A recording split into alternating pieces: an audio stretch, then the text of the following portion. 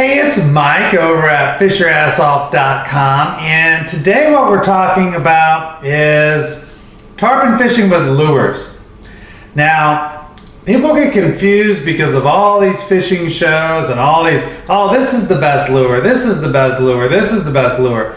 Gotta remember, all those people are getting paid to fish with that lure. So of course it's the best lure. If someone paid you 50 grand to fish with their lure, you'd fish with their lure all the time too. So it's a little bit misleading, but you know, the ones that I use, because to me, let me just say this, to me, you can use any lure manufacturer that there is, as long as it, and we've all heard the term, if it matches the hatch. But what I think is just as important is just matching the size of the hatch.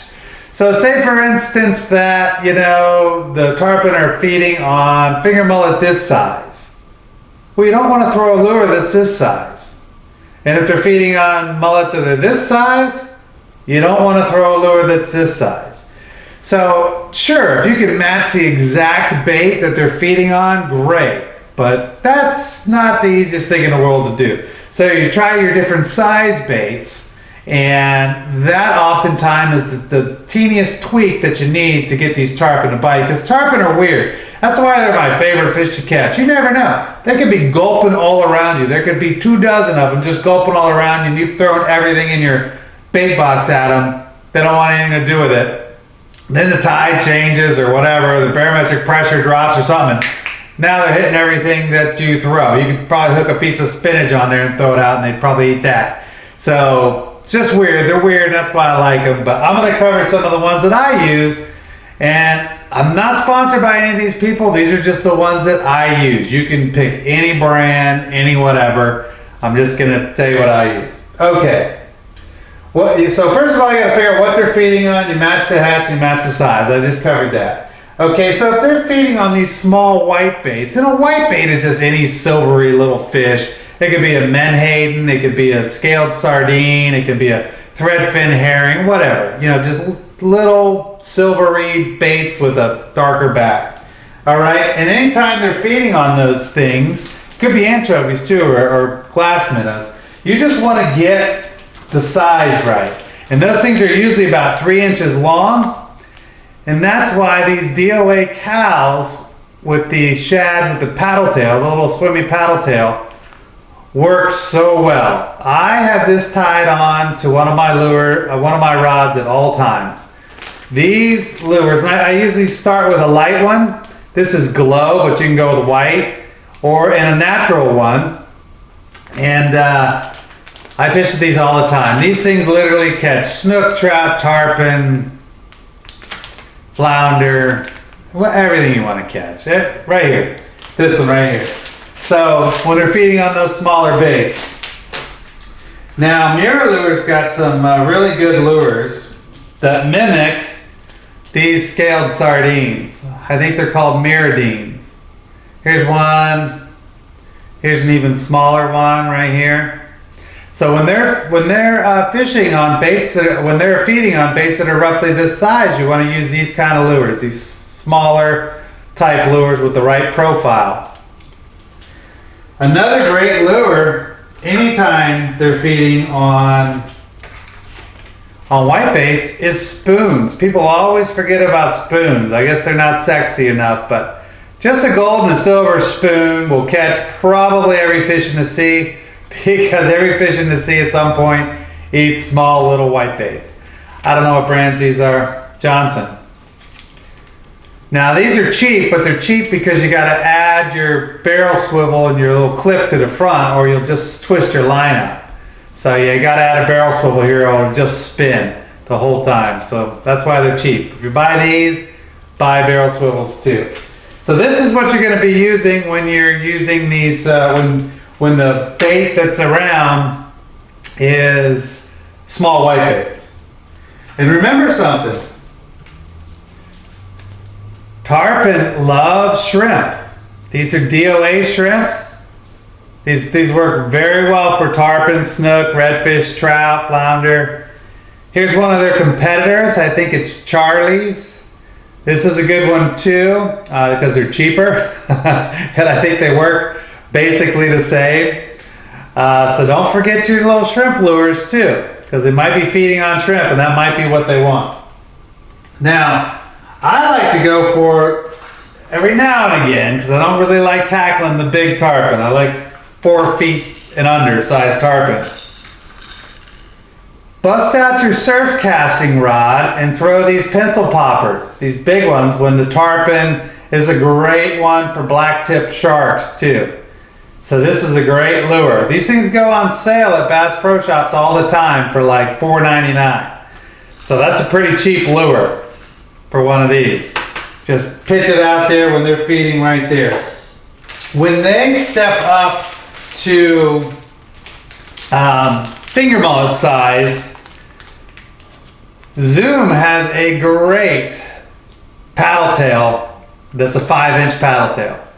So when I get a little bit bigger in size, I'll use some of these Zoom products just because they're bigger. So they're a 5-inch instead of a 3-inch, soft plastic paddle tail, which are great. Here's something that I do. People think I'm crazy, but if you ever try it, you'll catch tarpon. This right here is a DOA. It's called Big Ones or Big Eyes or something like that. And it's just a bigger version of the Terrorize. So you see it's tied to a cork here. This is about 4 feet of leader between the cork and this thing. And I will just pitch this behind the kayak and slow troll it. Just about a slow walk, troll it. When I know there's tarpon in the area, this works especially well first thing in the morning and the evening time. And I'll just troll that thing. Now the key, if you want to catch these tarpon, is you got to have your drag down pretty tight, and you got to have a super sharp hook, because you're paddling and your rod holder's right here by your side or whatever, and bzzz. Well, by the time you put your paddle down, and even if you're using your feet, by the time you and grab the thing and try to set it, it's already spit it. So it has to hook itself, in other words, for this to work. But you'll be amazed. Tarpon will hit this, and you're really not putting much effort into it. Okay, nothing better to me than a topwater tarpon bite. I haven't bought a topwater lure in probably a decade, maybe 15 years. I find all of my lures, including these, in the trees, in the mangroves, or wherever someone casts them to.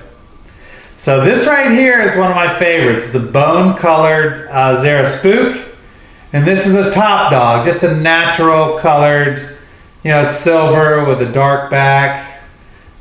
And these are walk the dog, you're just doing the zigzag pattern. Walk the dog. These are great topwater lures for tarpon. A great suspending lure that I just love is this one right here. It's a mirror lure, suspending finger mullet, I think is what it's called. This one right here. So this thing's gonna be a couple feet under the water, and you're just twitch, twitch. Reel, twitch, twitch. It's a kind of a twitch bait, like you fish for bass or something. This is great. Great lure. Mirror lure. Yeah, mirror lure suspending mullet. And I'll tell you something else. When those big ones are in the inlets at night, you can catch them on flare hawk jigs, just like you catch snook. Only difference being you cast these out and kind of swim them with the tide instead of bouncing them on the bottom. Is usually the best way to do it. So these I make my own, but if the water's super clear, you want to use these white ones. And if the water's a little dirty, you want to use the pink or the chartreuse colors. Now, dirty water is much better to catch all inlet fish. Just with lures anyways, because they can't see it. So if you ever notice that, people are like, oh, the outgoing tide's so much better. See, I think it's just because the water's dirtier on the outgoing tide in these inlets, and they can't tell. the water's murky, so they're more apt to hit your lure. Snook, tarpon, whatever. So I like, if I'm fishing the inlets for a snook or tarpon or whatever, it's the outgoing tide just because it's dirtier. Just because it's dirtier. I know it's bringing all kinds of shrimp and bait fish and little crabs that run the flats, and the current takes them out there. So, but I think the dirtier water is as important as the other facts with the outgoing tide. I guess that's what I'm saying. I don't know what I'm saying here. That's it. I just wanted to cover tarpon lures. The tarpon lures that I use to catch tarpon. So that's it for now. Till next time, we'll see you then. All right. Bye-bye.